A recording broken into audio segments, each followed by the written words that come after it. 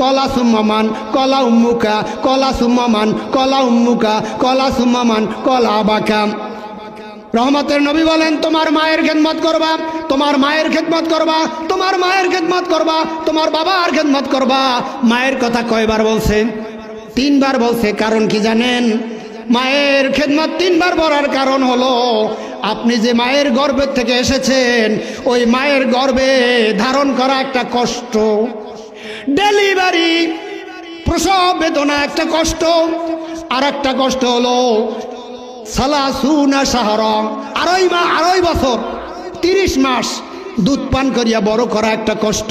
এই 3 কষ্টের জন্য রহমতের নবী বলছেন, মায়ের খেদমত করো, মায়ের খেদমত করো, মায়ের খেদমত করো, আর বাবার খেদমত করো। মা বাবার কথা মতো যে জন চলে না, আল্লাহ নবীজির দয়া তারা পাবি না।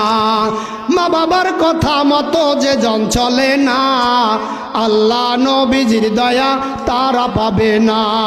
মা বাবাকে কষ্ট দিলে নামাজ রোজা যায় বিফলে, মা বাবাকে কষ্ট দিলে নামাজ রোজা যায় বিফলে, মার কলিজায় আঘাত দিলে আল্লাহ সহে না, আল্লাহ নবীজির দয়া তারা পাবে না।